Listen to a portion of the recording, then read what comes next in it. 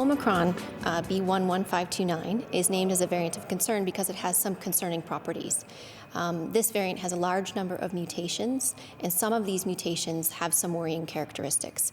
Right now, there are many studies that are underway. There's a lot of work that is ongoing in South Africa and in other countries to better characterize the variant itself in terms of transmissibility, in terms of severity, and any impact on our countermeasures like the use of diagnostics, therapeutics, or vaccines. Laboratories across Canada have been alerted to this new variant and have searched for possible detections, but to date, there are no indications of the variant's presence in Canada.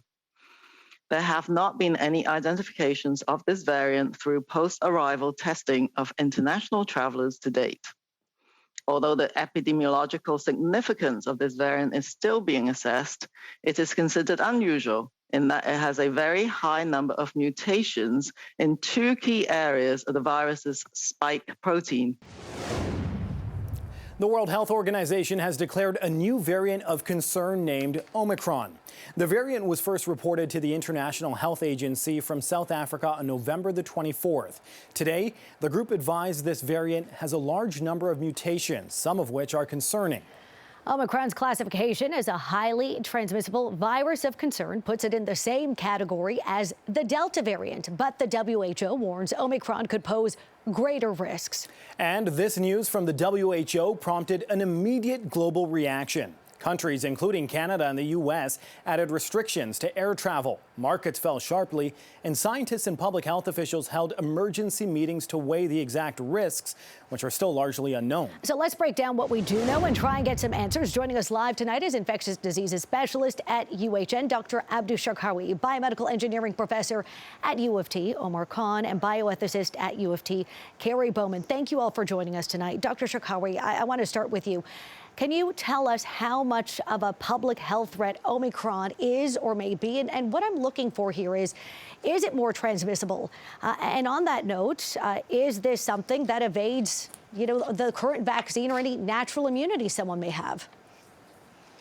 Well, I can try and give you a long and erudite answer, but I'll give you the simple one, which I think is the truthful one. We don't know.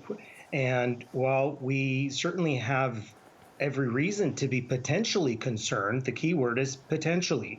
Right now, what we have is a gene sequence that suggests that these mutations may be worrisome. They may translate into increased transmissibility. They may translate into vaccine efficacy being compromised. But it's purely speculative at this point in time. And we want to be careful not to become too knee-jerk with our responses and the measures that we take here, and be a little bit more thoughtful about how we go about trying to counteract not just this variant, but listen, there's a Delta variant that's still very much alive and circulating right here in Canada and many other parts of the world that we do know a lot about. Let's pay attention to that as well and not take our eye off of the important task of getting as many people vaccinated and maintaining the public health measures that work lock and step with any vaccine, regardless of whatever variant that is. So Dr. Sharkawy, as you acknowledge, there's so much that's unknown. And when we look at some variants like the Beta variant, initially there was great concern, but that proved to be not as highly transmissible.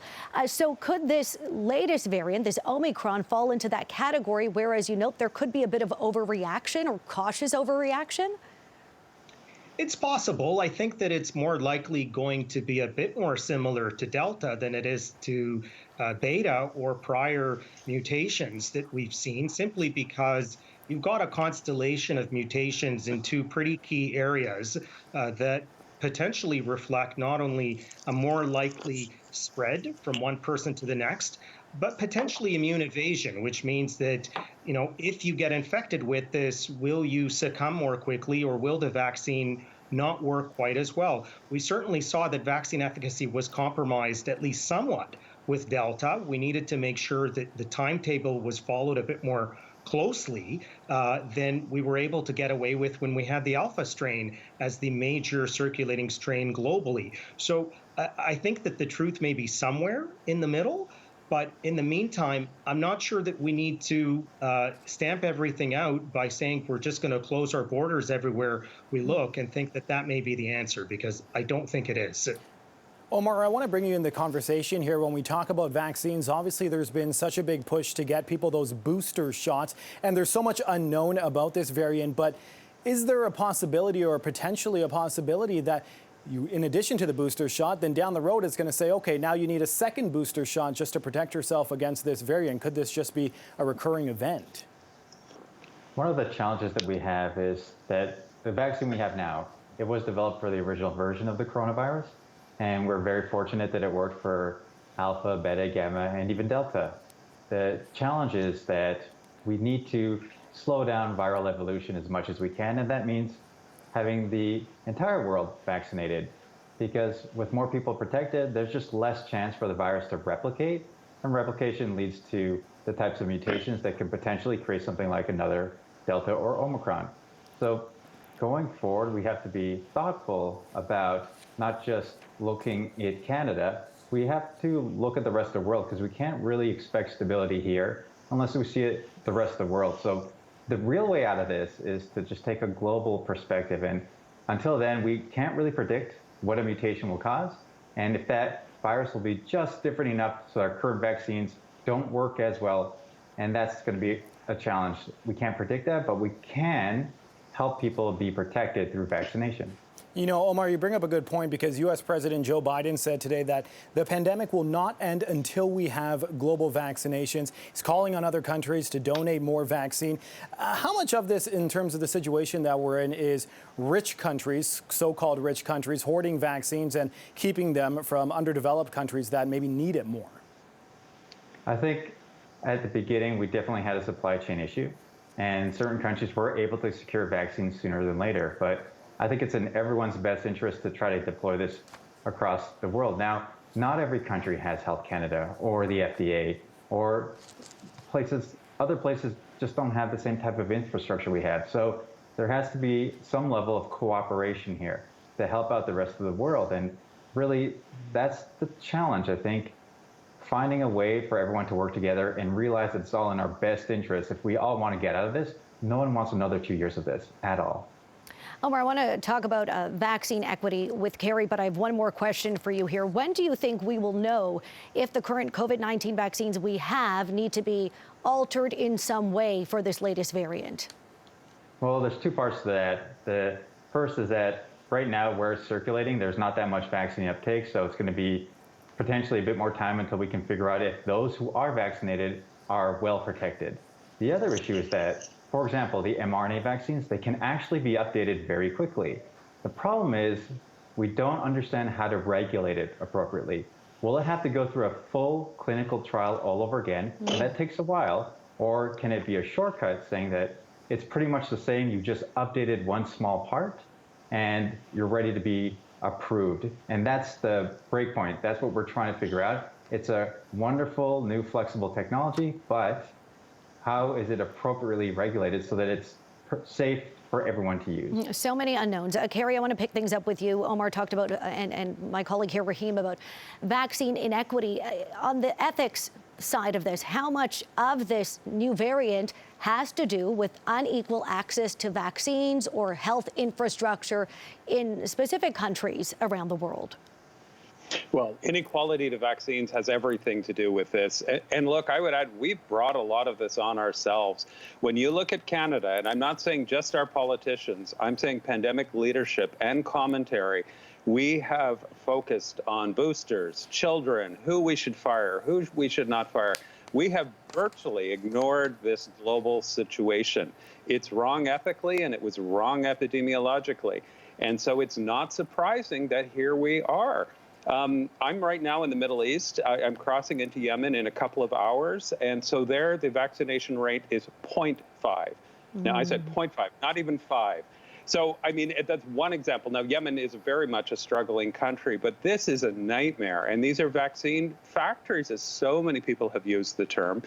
And, you know, I don't really just blame our prime minister and everyone. It's the people working front lines on the pandemic, not so much the healthcare workers, but all the rest doing commentary.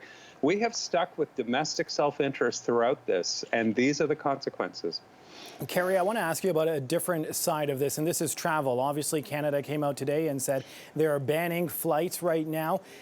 A lot of people are saying, though, listen, just because it hasn't been detected here in Canada doesn't mean that this variant already hasn't been transmitted in the country. So is closing the border, is this something more like a gesture, or is this something that could actually be helpful? Well, it's hard to know. It's a shot in the dark whether this really came from South Africa. Likely, I guess, I really don't know, obviously. It came from sub-Saharan Africa somewhere. We simply don't know. And so we are making kind of non-evidence-based decisions. But look, we've reacted so slowly in the past. I'd love to see that in conjunction with a much more robust global strategy. But the lack of global leadership on this has been appalling, even beyond Canada. I mean, what nation, what person is showing leadership globally on this pandemic? It's just not there. The effects are massive. As I said, I'm in transit. I was in Europe yesterday. I'm in the Middle East today. Protocols are changing rapidly at airports. This is going to have a huge effect on the economy and on global communication and travel. Dr. Sharkawy, on the question of closing the border, again, this is something Premier Ford called for today. He has spoken about the border before. Some of the evidence on travel bans, there's a suggestion that it works, or travel restrictions in certain scenarios, but overall, they're not entirely effective. Would you agree with that? And what do you think about this idea that now we're restricting access to people who visited certain countries? Well, I think it's an unenviable situation for the government to be in, and I think that they're trying to enact what they think is best out of an abundance of caution. I guess what troubles me is, number one, the fact that I don't think it's likely to be of much material benefit. There really is not a lot of substantive evidence that any form of travel restriction has worked during this pandemic. And I think it's intuitive because it's very difficult to try and control and limit where new variants are coming from without essentially shutting down global travel entirely. People don't simply go from a source country to a destination country. They often take connecting flights. And through all of that, there are countless exposures and interactions with others who are either partially or non-immune at all. So logistically, how do you govern that? How can you possibly control that by simply choosing an arbitrary list of countries and saying you're going to prevent any travel to and from these areas? I think it gives people a false sense of security, and I think it's a distraction, quite frankly, from the bigger message here. We have to make sure that we take care of every corner of the globe if we want these variants to go away, if we want the pandemic to end. The whole reason they emerge in the first place is because there's unchecked transmission in one or other parts of the world, and it'll spread. That's just a function of reality and biology, and we've got to start figuring it out. Dr. Sharkawy, Dr. Tam saying today, in terms of the data we have now, that the Omicron variant is not here, at least not yet. Is it your belief that it is already here in this country or in this province undetected? I think it is, and really I'm basing that just largely on math. I think if you look at the number of countries that have already been identified as having cases, especially when you see countries as populous as Israel or Hong Kong, for example, and then you think about the number of people who potentially traveled back and forth to Canada from any of those countries, and then you think about the likelihood of several weeks potentially between which you can see cases that have incubated and then manifesting at some point in time with somebody being symptomatic. I mean, boy, you do the math, it's pretty hard to imagine that there's no cases of this in a province as populous as Ontario, 14 million people, almost 40 million people in Canada. I think we're fooling ourselves. But that doesn't mean we should panic. I think it means that we should keep our eye on the ball here. It doesn't matter what variant we have, and it doesn't matter what vaccine we have.